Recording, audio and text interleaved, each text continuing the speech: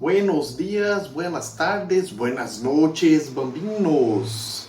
Pois é, galera, estamos aqui para mais uma quinzena de aulas de física, a nossa sexta quinzena de aulas. Eu quero primeiramente começar só fazendo uma breve retomada do que a gente viu na quinzena passada. A gente falou a respeito de radiação do corpo negro e o efeito fotoelétrico.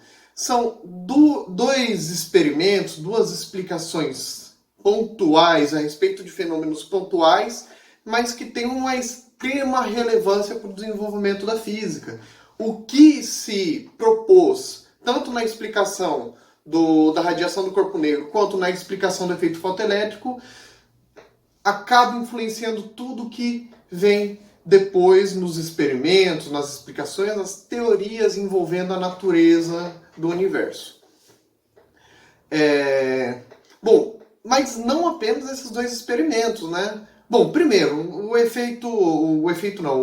a radiação do corpo negro, ela foi importante para tornar discreta a energia. Quando eu digo discreta, não é no sentido no mesmo sentido da palavra discrição, do substantivo discrição, não. O discreto, nesse caso, significa quantidades específicas, pré-determinadas, bem definidas, tá? Vou dar um exemplo, a questão de uma ladeira e uma escada. Quanto à altura, você tem, no caso de uma ladeira, uma rampa, você pode descer a altura que você quiser. Se você der um passo pequenininho, você desce 10 centímetros. Se você der um passo maior, você desce 50 centímetros de altura. E assim por diante. No caso da escada, você não tem essa opção. Se você pensar a escada como degraus de 10 centímetros, o máximo de altura que você pode descer é 10 centímetros, 20 centímetros, 30 centímetros. Se você descer 3 degraus ao mesmo tempo. Você não consegue descer 15 centímetros, porque o 15 ele daria na metade do segundo degrau. Você não vai ficar flutuando na escada, não faz sentido. Então, quando eu falo a respeito da comparação rampa e escada, eu tenho uma boa forma de comparar o que significa ser discreto. A escada é discreto e a rampa dá uma ideia de contínuo.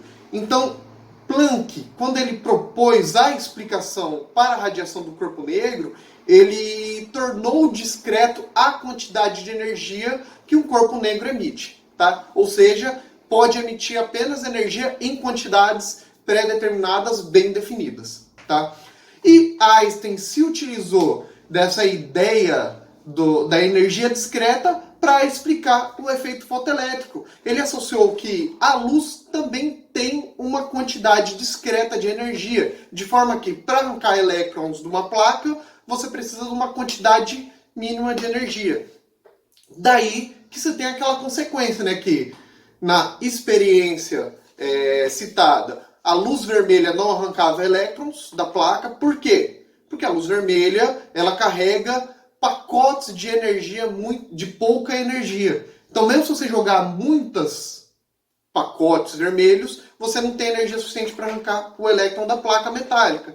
Contudo, a luz violeta tem inerente assim uma energia maior e essa luz conseguia arrancar os elétrons da placa. Então a gente tem uma coisa que não existia na física, que é tornar a energia discreta. Aliás, a palavra discreta, do latim, significa quantum. Pois é, a palavra quântica, física quântica, vem dessas porções discretas. Bom, como vocês já devem estar imaginando, a gente está começando o estudo de física quântica. Mas veja bem que não foi apenas o efeito fotoelétrico e a radiação do corpo negro que foram fenômenos, experimentos, deduções, teorias importantes para o desenvolvimento da física quântica. Teremos outras que iremos estar discutindo nesta quinzena. Uma delas que eu vou discutir brevemente, eu não vou trazer uma discussão muito aprofundada para não ficar uma quinzena muito pesada. Mas vocês já devem ter visto alguns estudos associados a cores de determinadas substâncias.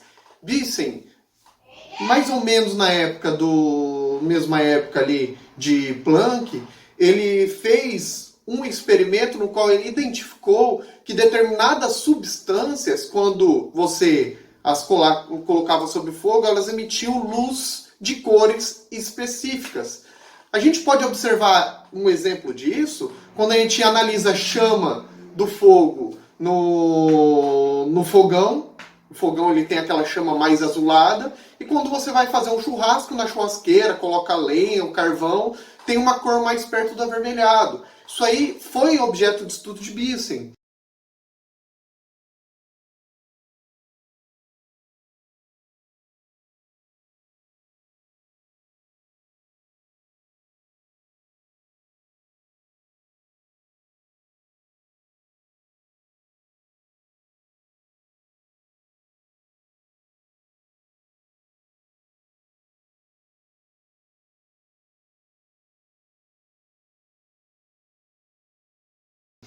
E daí esse estudo da emissão de luz levou à análise da luz em outras situações.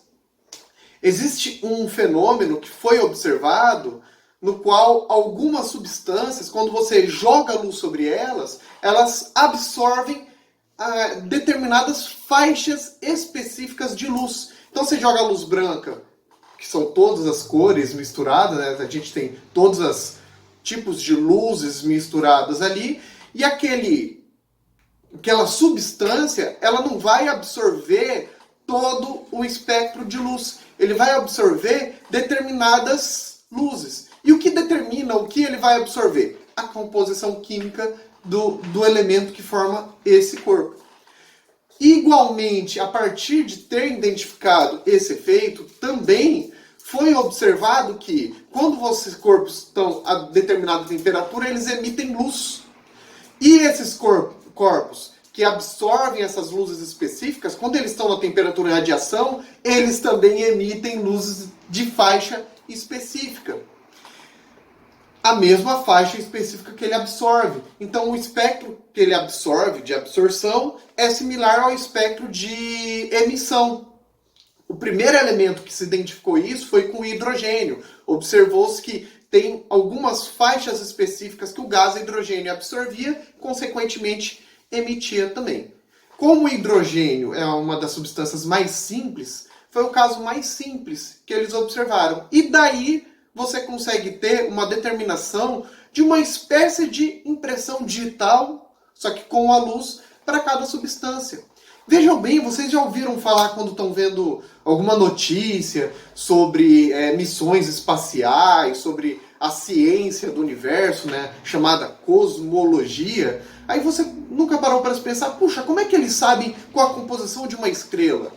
Já mandou um foguete para lá, para a estrela, para retirar material e trazer? Mas as estrelas não estão muito longe? Pois é, não tem como o homem não tem tecnologia para chegar até essas estrelas e trazer material para cá. Então como que determina a composição química de estrelas, de satélites e assim por diante? Pela luz.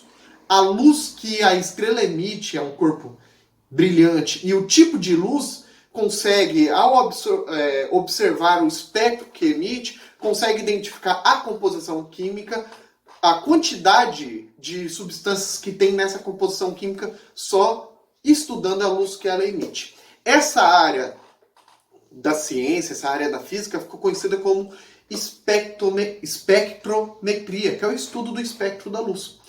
E esse estudo também, vejam bem, como você tem faixa de luz que as substâncias absorvem e emitem, você tem mais uma vez a quantização da luz, da energia inerente à luz, ou seja, essa energia ter natureza discreta, bem definida, tá?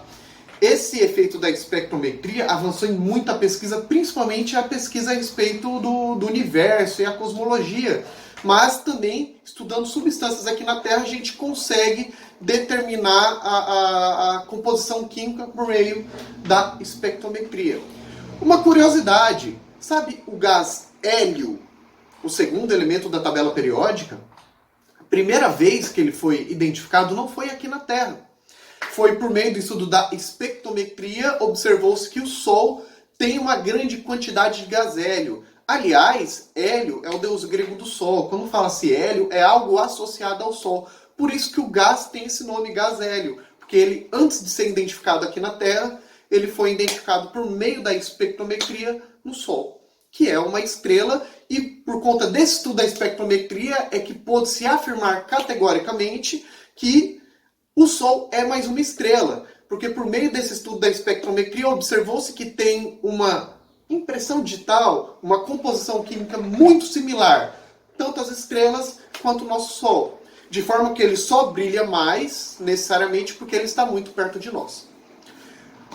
Bom, como a gente já tinha dito, e aliás, mesmo se eu não tivesse dito, vocês já teriam inferido essa informação, essa quinzena estaremos estudando sobre física quântica. Então estarei trazendo vídeos com outros experimentos, outras deduções, outros princípios que fortalecem e ajudam no desenvolvimento do que se tornou a chamada física quântica.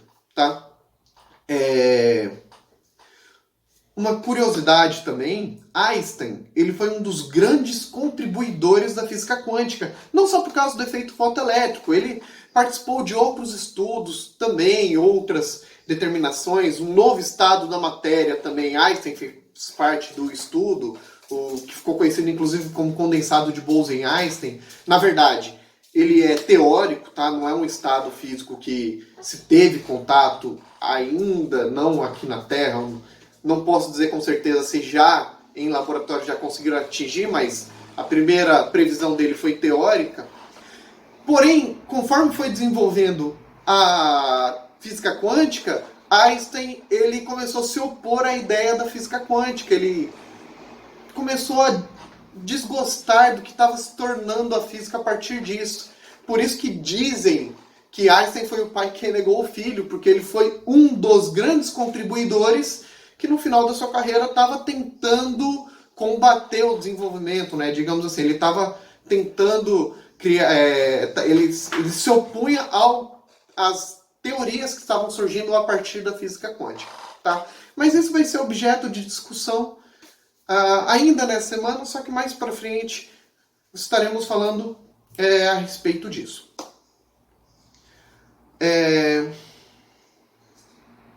Bom, por hora é isso então. Deixarei alguns vídeos para vocês assistirem da internet também. Alguns vídeos dos mesmos canais que eu postei na semana passada que discutem, até de forma um pouco, com algumas animações a respeito de quântica. E vocês vão se deparar com algumas coisas bem estranhas, tá? Situações que você não consegue imaginar elas pro dia a dia, mas que na análise da física quântica elas se tornam reais, tá? É importante também dizer que aqui no nosso estudo não vamos aprofundar muito em física quântica, principalmente parte de cálculo. Não iremos estudar cálculo, estudaremos apenas conceitualmente. Principalmente porque a matemática necessária para o desenvolvimento e estudo da física quântica é uma matemática que vocês não aprendem no ensino médio. É necessário conhecimento aprofundado do cálculo diferencial integral para poder entender as equações da física quântica. Tá? Então estaremos fazendo um estudo superficial, conceitual, mas suficiente para vocês entenderem o que é a física quântica. Ao menos vocês vão conseguir dar algumas risadas quando virem um vídeo falando sobre coach quântico. Bom, gente, por hora é isso. Então, assistam os vídeos e bom estudo a todos.